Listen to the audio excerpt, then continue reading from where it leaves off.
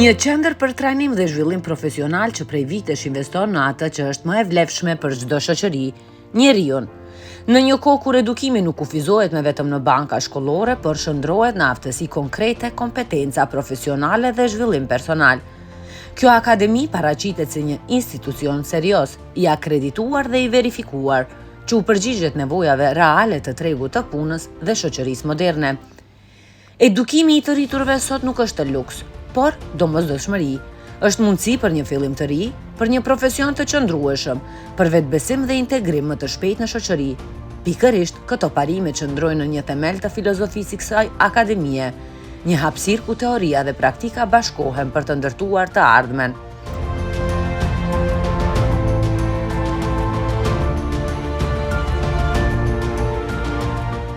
Për të kuptuar më mirë se si funksionon kjo akademi, cilat janë programet që ofron dhe çfarë dallon këtë qendër nga të tjerat, bisedoj me udhëheqësen e saj zonjën Samie Limani Musliu, e cila do të na prezantojë misionin, vizionin dhe filozofinë mbi të cilën është ndërtuar kjo akademi. Pasi jemi në këtë akademi kaq të bukur, e cila sjell aq gjëra të bukura për të gjithë komunitetin, a thoni se si lindi ideja për themelimin e kësaj akademie dhe cili ishte edhe vizioni fillestar në fillimet e para? Fillimisht ju faleminderit për vizitën. Kemi nderin që jemi një koqir i studios tuaj sot këtu. Akademia jon Litera daton nga viti 2022. Dhe themelimi i saj erdhi me idenë që ne të bëjmë diçka jo vetëm për individ, po për tërë shoqërinë. Dhe ne ja nisëm duke themelu një akademi e cila ka të bëjë me ngritjen dhe zhvillimin profesional dhe mbështetjen personale të individëve në shoqëri, të cilët në vazhdimsi do kontribuojnë përveç shoqërisë. Në një formë keni ndihmuar atyre që ata përsëri të ndihmojnë për shoqërinë, që të jetë si një zinxhir që në fund të ditës ju në një farë mënyrë kontribuoni për gjithë shoqërinë. Po, në fakt edhe ajo ishte esenca e kësaj akademie, e këtij qëllimi, domethënë është një cikël apo proces i cili shkon në formë të zinxhiri, që ne kontribojmë në shoqërinë, edhe shoqëria ndikon në ngritjen e vetdijes edhe profesionalizmit në sektore të ndryshme të vendit. Çfarë bën këtë akademi më të veçantë në fushën e aftësimit profesional dhe edukimin e të rriturve? Sepse me sa kemi informacion, ca persona të caktuar nëse dëshirojnë që të profesionalizohen në një fushë, i kanë dyert e hapura këtu dhe normalisht për një afat kohor ju u mundsoni normalisht me arsimin edhe me praksën që e jepni tek ju, që ata të profesionalizohen në fusha të caktuara. Po, ne për këtë arsye mundohemi që të jemi sa më të arritshëm për ta. Çfarë do të thotë kjo sa më të arritshëm? Ne nuk e bëjmë të pamundur aplikimin e tyre, nuk e bëjmë të vështirë procesin e kyçjes në trajnim. Ne ofrojmë programe të cilat i plotësojnë pritshmëritë e tyre. Për shembull, në qoftë se kandidati ka të kryer shkollën fillore, ose ka të kryer vetëm shkollën e mesme. Dhe ai ka mundësi të ndjek trajnim i cili fillon pasi të ketë kryer shkollën fillore, ose si kriter kryesor për pjesëmarrjen në ai trajnim e ka përfundimin e shkollës fillore apo shkollës së mesme. Tas varësisht nga trajnimi. Për shembull, trajnimi për kujdestar të moshuar kërkon të ketë të kryer shkollën e mesme, ndërsa trajnimi për kuzhinier kërkon të ketë të kryer vetëm shkollën fillore. Përveç kësaj, ne ofrojmë edhe trajnime të cilët u ndihmojnë atyre gjatë këtij procesi edhe zhvillimin personal, për shembull trajnime tjera për motivim, për komunikim, për punë në grupe, edhe që janë krejt që kanë të bëjnë me zhvillimin profesional edhe personal. Po, edhe në gjatë kësaj periudhe, ato avansohen, zhvillohen, rriten si personalisht ashtu edhe profesionalisht. Po, sa ka rol akreditimi nga Ministria e Arsimit dhe Shkencës, sepse e dim që ju keni edhe më akreditim?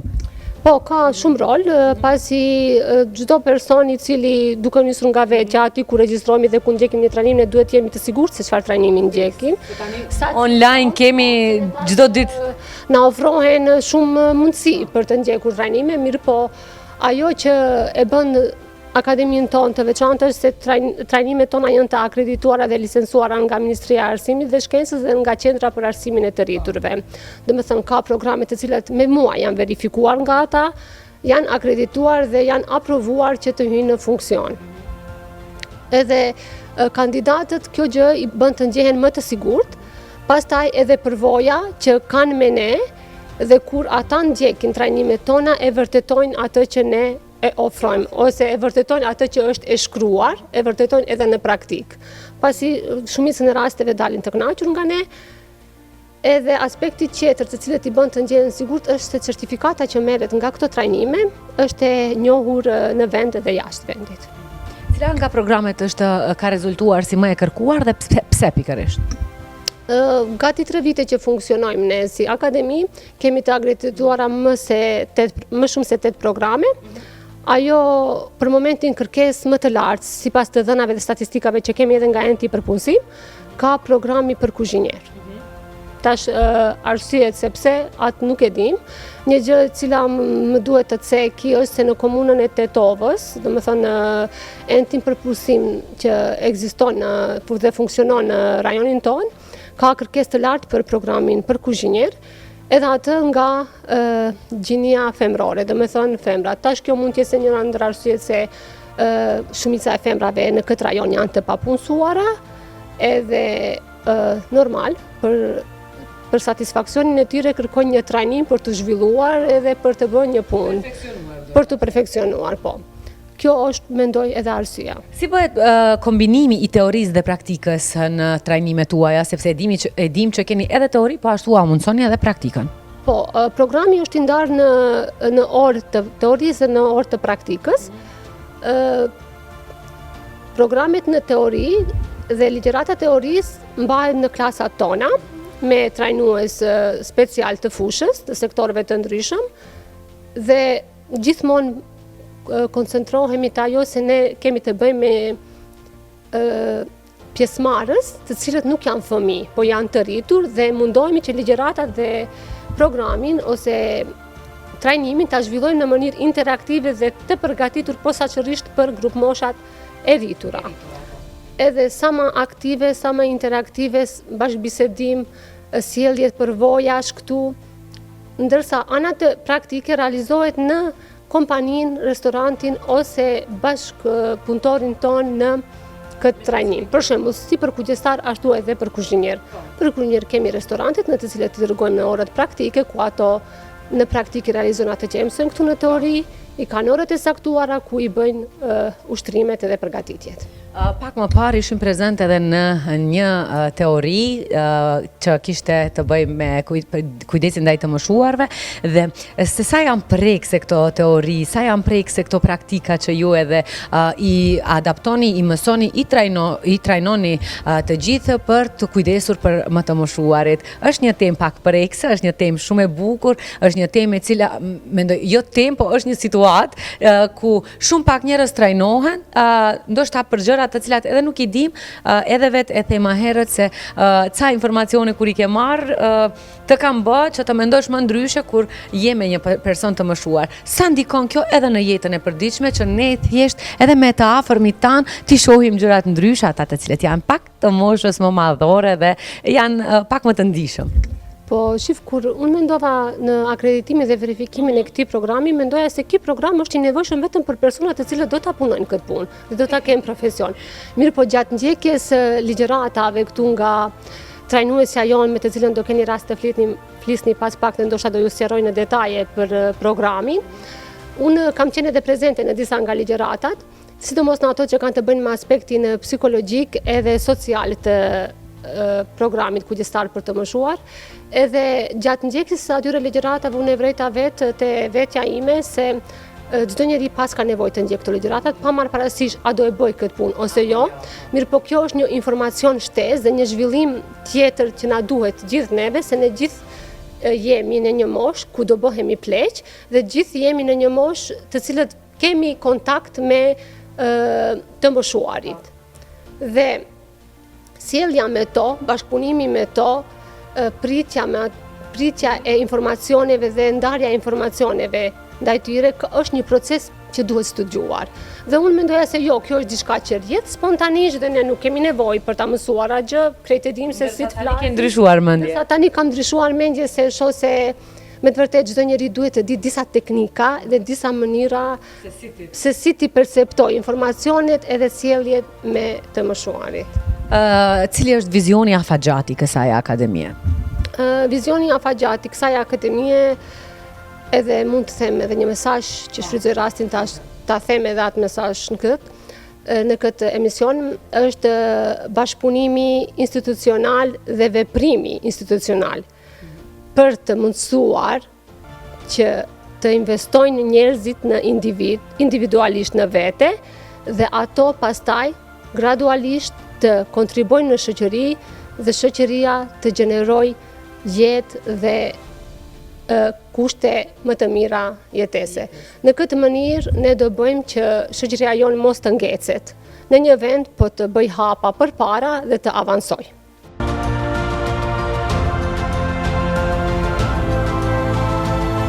Këtu kushtohet rëndësia e veçantë edhe për edukimin dhe zhvillimin e fëmijëve. Aktivitetet kreative, lojrat edukative dhe puna pedagogjike janë pjesë e pandashme e misionit të kësaj qendre, duke krijuar hapësira të sigurta dhe stimuluese për brezat e rinj.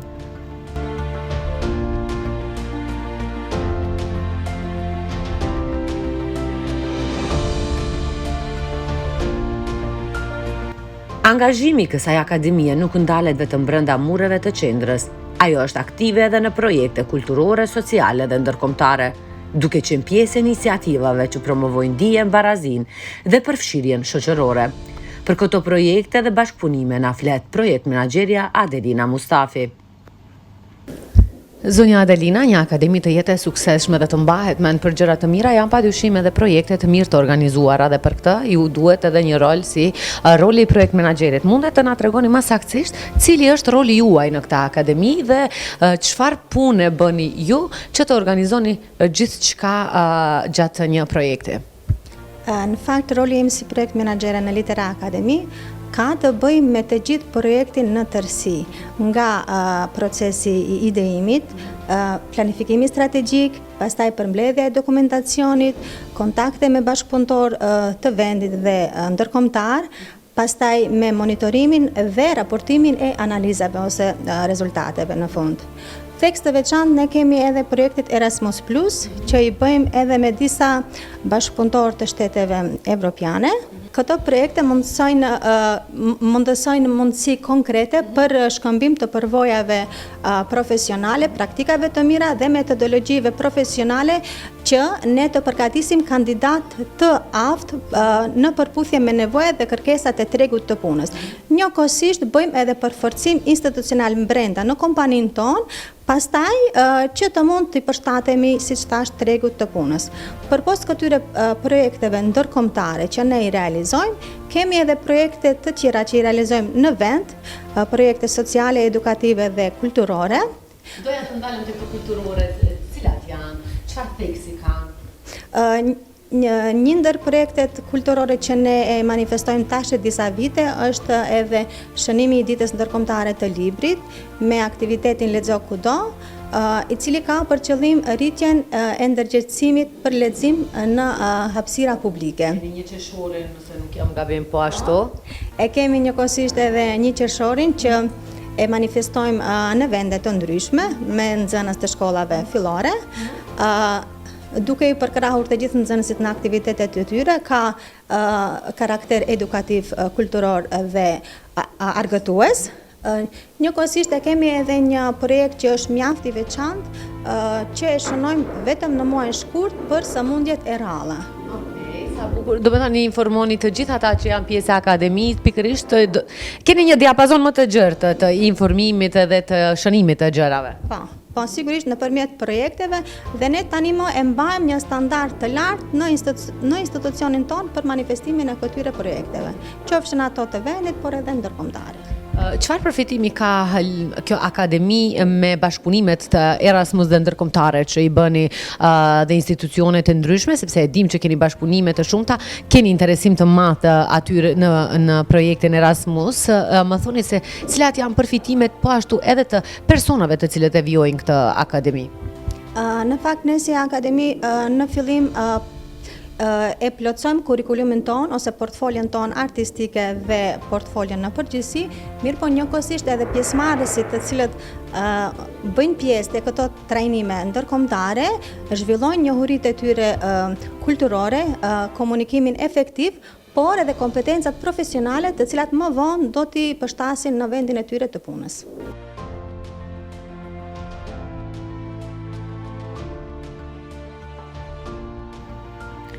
Kreativiteti dhe dizajni janë forma të fuqishme komunikimi, veçanërisht kur lidhen me edukimin dhe fëmijët.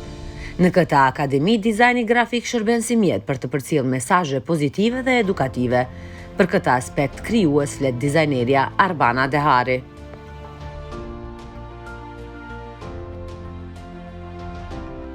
Dizajni grafik nuk është vetëm pjesë estetikës, po është pjesë e komunikimit dhe shërben në qëllim të kuptimit më të qartë të librave, veçanërisht librave për fëmijë dhe revistat.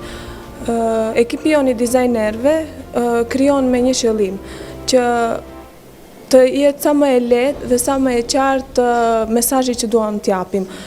Për shembull, në çdo libër dhe çdo revistë nuk janë as ilustrimet, as vizatimet, ngjyrat, titujt, nuk janë as që e rastësishme. Do të thënë secila e ka vendin e vet dhe pozitën ku duhet të qëndrojë që të jap mesazhin sa më qartë dhe sa më bukur. Prandaj dizajni nuk është vetëm si pjesë, por përbën një ndër shtyllat kryesore dhe me këtë edhe tregon seriozitetin, atë qëllimin më afatgjat të kompanisë. Më thoni se sa i jep hapësirë kjo akademi kreativitetit dhe shprehjes artistike, sepse e përmende se asgjë nuk është e rastësishme, ju tentoni që çdo detaj të jetë mirë i lidhur me çdo gjë që ka të bëjë në këtë akademi, që të përcillet mesazhi i duhur. Sa keni hapësirë që të jeni sa më kreativ dhe autentik? Do të thënë dizajnerat në kompaninë tonë janë mjaft kreativ dhe do të thënë vendimet që merren mes ekipit tonë, bashkëpunimet janë gjithmonë në qëllim të njëjtë.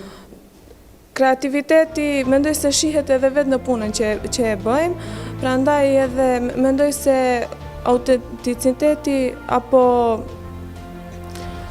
ajo pjesa artistike, pjesa kryesore e këtij, për shembull dizajni në përgjithësi tek librat, vrehet mjaft qartë tek puna që e bëjmë. Fëmijët si reagojnë në përfundimin e ilustrimeve, në përfundimin e revistave apo çfarë do jetë tjetër, duat fëmijët se si reagojnë, sepse fëmijët shumë e kanë të rëndësishme ilustrimin nëpër libra, mënyrën se si ua shpjegon ndonjë gjë të caktuar. Po ilustrimet duhet të jenë sa më të qarta, veçanërisht kur bëhet fjalë për fëmijë të moshës parashkollor, siç i kemi revistat yjet. Do me thënë, në qoftë se kemi një tekst, ne mundohemi që në mënyrë figurative t'i paraqesim elementet kryesore të atij teksti dhe ta kenë edhe më të kapshme dhe më të lehtë fëmijët për ta kuptuar. Pastaj, në qoftë se marrin parasysh moshën parashkollore apo në klasë të parë, ata nuk dinë edhe të lexojnë, edhe nëse vendosin vetëm një tekst, pa asnjë ilustrim anash apo asnjë dizajn anash, nuk do ta ketë efektin e duhur tek fëmijët apo ndikimin emocional që ata presin.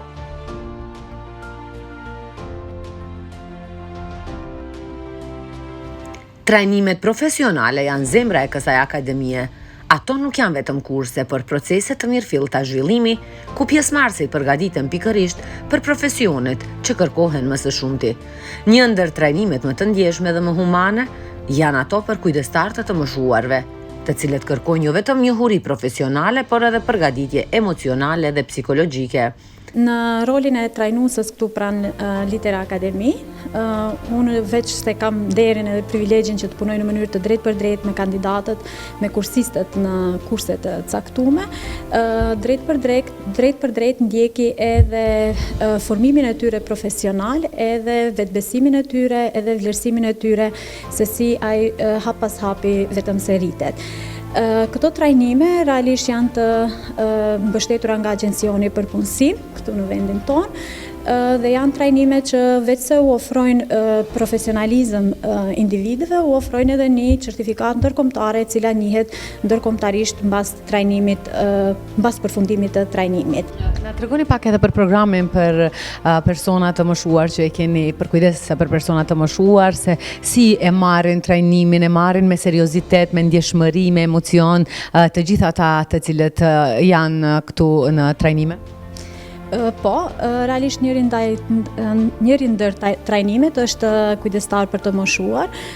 Është trajnimi që ka patur shumë interes nga ana e publikut, nga ana e personave të cilët e ndjekin atë. E ndjekin me shumë zell, me shumë dashuri. Realisht është një profesion që kërkon shumë humanizëm, kërkon shumë durim dhe empati. Neve gjërat që i mësojmë këtu, gjithmonë unë kam thënë edhe kandidatëve, janë gjërat të cilët neve do t'i kemi si persona, dhe pastaj si kujdestar për të moshuar që ato do ushtrojnë këtë profesionet të ardhmen. Këto trajnime realisht në aspektin psikologjik kanë shumë ndikim pozitiv, veç se zhvillojnë aftësitë tek një individ, zhvillojnë vetvlerësimin të ato, vetbesimin, zhvillojnë aftësi të përgjithshme siç janë empatia, durimi, komunikimi, si të komunikojmë me njerëzit në përgjithshmëri, por dhe si të komunikojmë konkretisht me të moshuarit. Gjithashtu, veç sferës së psikologjisë, ato kanë edhe në sferën sociale ndikim shumë pozitiv. Kandidatët krijojnë rrjete të reja, krijojnë njohje të reja, krijojnë grupe të reja që këto më vonë munden ato t'i ndihmojnë për ndonjë ide biznesi të përbashkët edhe të zhvillojnë veten, të rrisin veten krah njëri tjetrit. Kjo akademi është më shumë se një qendër trajnimi. Është një hapësirë ku njerëzit rriten, zhvillohen dhe fuqizohen. Një vend ku edukimi shihet si proces i vazhdueshëm dhe aftësi profesionale si investim afatgjate në vetvete dhe në shoqëri. Në një botë që ndryshon me shpejtësi, aftësitë janë çelësi i suksesit, ndërsa dija është pasuri që hap dyer të reja. Prandaj, investimi në edukim nuk është kurrë vonë, është gjithmonë hap drejt një të ardhjeje më të sigurt dhe më dinjitoze.